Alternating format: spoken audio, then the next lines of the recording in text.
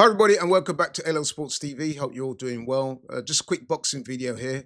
Nick Ball of Liverpool successfully defended his WBA featherweight title tonight in Liverpool, stopping Ireland's TJ Doheny at the end of the 10th round, the corner having pulled out TJ Doheny to save him from further punishment. It'd been a hard night for TJ Doheny.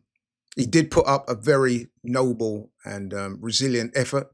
But at the end of the day, Nick Ball, too young, too strong, hit too hard, and ultimately was too good.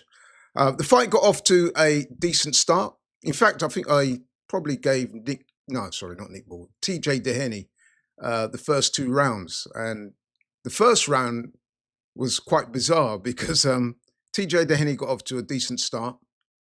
Boxing behind the jab, he's a southpaw. He was managed to create some distance between the two guys.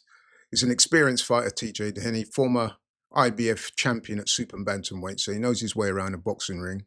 And he's a good fighter. And in the first round, his game plan obviously was to keep the distance between the two guys, use his feet, and he managed to frustrate Nick Ball somewhat. And at the end of the first round, the two of them came together in one of the corners. TJ Doheny, they fell into a clinch. TJ Doheny had Nick Ball in a headlock. I'm assuming that he wouldn't let him go, because what happened next is that Nick Ball kicked out at TJ Doheny, who then dramatically fell to the floor. And I must admit, when I saw the replay again, I thought, wow, I wonder what the referee's going to do about this. But it was interesting. The referee, not only did he not do anything, he didn't take a point, but it could be argued that Nick Ball was lucky not to get disqualified, because the rules are very clear. If you raise your feet to somebody in a boxing ring, you run the risk of getting thrown out. So the young man's got to learn from that. He's only 28, but yeah, he's got to learn from that. I mean, he also got deducted a point in the fight for pushing TJ Doheny to the canvas. So he's quite a rough, tough guy, Nick Ball. He's quite aggressive. He's kind of mini Mike Tyson, if you like. Yeah, he kind of has that style where he's short, comes down low and looking to get inside. And once he looks to get inside, he's looking to punish you. Typically, he'll go to the body. He'll go to the head with uppercuts and overhand lefts and rights. But I thought today, though, to be fair to Nick Ball, I thought he was a lot more measured than he has been in previous fights. I mean, he's been dubbed Britain's most exciting fighter, for the reason being is that he's very aggressive. He comes forward, he lets his hands go, sometimes with reckless abandon. Defense is not the best part of his game normally. But I thought tonight he was defensively sound. He kept his hands up and he boxed quite intelligently behind the jab. And like I said, when he got in close, he was looking to rip those uppercuts in, go to the body. And then, like I said, try and use the headshots whenever the opportunity presented itself. And I thought it was a very good performance. So, and basically what he did was to bust up and beat up and ultimately stop TJ Doheny. And that's no mean feat, because TJ Doheny, in quite a long career, some 20-odd fights, has only been stopped once before now, and that was to Naoya Inoue. You may have heard of Naoya Inoue, superstar boxer from Japan, on the pound-for-pound list, many people's number one. But yeah, so that tell you that TJ Doheny is no mug. He's a good fighter. And like I said, former world champion, IBF super bantamweight.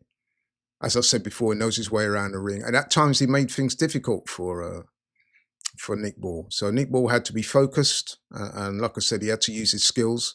But he did get the job done, and he looked impressively towards the end, especially when it got to about rounds 5 and 6. He started to pour it on a bit. And yeah, he looked good and was a worthy winner. Many people are saying he is the best featherweight in the world. And, you know, I probably wouldn't argue with that at the moment. There's talks about a possible fight with him and Naoya Inoue in Riyadh season, maybe later this year or maybe early next year. Naoya Inoue is currently bantamweight, so there's a couple of weights below. But if that fight is made, that would be a tremendous fight. And Nick Ball would, you know what I mean, he's the bigger man. I'm sure he'd stand a chance. But Naoya Inoue, wow, that's a tall order, man, because Naoya Inoue is a special fighter. Those of you who have had the pleasure to see him fight will know exactly what I'm talking about. But anyway, back to tonight. I mean, big up to Nick Ball. Impressive win. Took care of business. Like I said, maybe lost the first couple of rounds, but then after that, assumed control. And once he assumed control, he was relentless. But relentless in a not in a reckless way. He was relentless in a controlled way, but he still managed to entertain. So big up to Nick Ball. The crowd seemed very impressed with him, and he seemed very impressed with himself, as did Frank Warren, who's his promoter, who's calling him the best featherweight in the world. But yeah, interesting event. Good card as well. There's some good fights on the undercard. So yeah, well done to all those who fought tonight and who took place in the event. Well done. But anyway, that's all from me. Don't want to ramble on. That's all from me. Take care, everybody. Thanks so much for watching and supporting the channel. Appreciate it. If you're new here, please like, share, and subscribe.